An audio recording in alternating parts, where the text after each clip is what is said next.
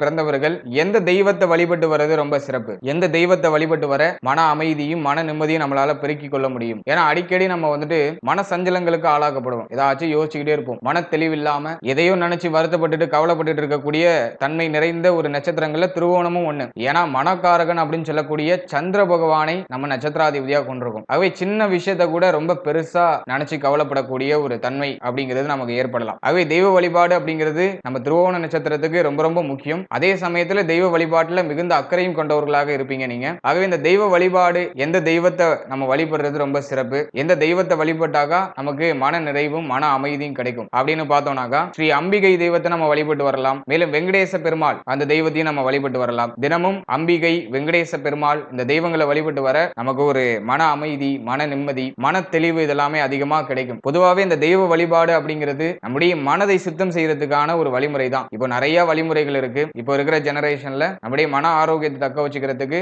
நிறைய வழிமுறைகள் இருக்கு. ஆனா நம்ம காலங்காலமா பின்பற்றி வரக்கூடிய ஒரு வழிமுறைகள்ல நம்முடைய முன்னோர்கள் நமக்கு போதித்த ஒரு முறை தான் அந்த தெய்வ வழிபாடு அப்படிங்கிறது. இந்த முறையில நம்முடைய சிந்தனை மாற்றியமைக்கப்படும். நம்முடைய பிரச்சனையிலிருந்து நம்முடைய கவலைகளிலிருந்து நம்முடைய சிந்தனைகள் மாற்றி தெய்வத்தின் மேல செலுத்தப்படும் பொழுது நம்முடைய பிரச்சனைகள் நம்முடைய மனதில் மறைய ஆரம்பிச்சிடும். மேலும் அந்த பிரச்சனைகளுக்கான ஒரு தெளிவு ஒரு புரிதல் அப்படிங்கிறது நம்முடைய மனதில் நம்மளை அறியாமலேயே கிரியேட் ஆக ஆரம்பிக்கும். இது காலங்காலமா நம்ம பின்பற்றி வரக்கூடிய ஒரு முறை. ஆகவே தெய்வ வழிபாடையும் ஒரு தெளிவான அண்டர்ஸ்டாண்டிங்கோட பண்ணும்போது நிச்சயமா அதுல நம்ம பயன் அடைய முடியும் அப்படிங்கிறது என்னுடைய கருத்து. அடுத்தது எந்த தலங்களுக்கு நம்ம வருடத்துக்கு ஒரு முறை போயிட்டு வருது ரொம்ப சிறப்பு அப்படின்னு பார்த்தோம்னா இந்த திருவோணம் நட்சத்திரத்தை சேர்ந்தவர்கள் திருப்பதி சென்று வருது ரொம்ப விசேஷம். மேலும் திங்களூர் சென்று வரலாம். திங்களூர் சென்று வரதும் ரொம்ப விசேஷமான பலன்களை நமக்கு ஏற்படுத்தி கொடுக்கும். இந்த இரண்டு இடங்களுக்கும் வருடத்துக்கு ஒரு முறையாச்சும் நம்ம போயிட்டு தரிசனம் பண்ணிட்டு வருது நல்ல பலன்களை கொடுக்கும். ஏதோ ஒரு வகையான ஒரு புரிதலற்ற ஒரு உணர்வை நமக்குள்ள ஏற்படுத்தும். அது நமக்கு ஒரு பெரிய அளவிலான வெற்றிக்கான ஒரு சக்தியை ஏற்படுத்தி கொடுக்கும். ஆகவே இந்த இடங்களுக்கு ஒரு வாட்டி வருடத்துக்கு ஒரு வாட்டி போயிட்டு வாங்க. அது உங்களுக்கு ஒரு நல்ல பலன்களை ஏற்படுத்தும். இதோட ரொம்ப முக்கியமானது குலதெய்வ வழிபாடு. வருஷத்துக்கு ஒரு வாட்டி கம்பல்சரியா போயிட்டு உங்க குலதெய்வத்தை வழிபட்டு வந்துருங்க. ஏன்னா உங்களுடைய முன்னோர்கள் காலங்காலமா வழிபட்டு வந்த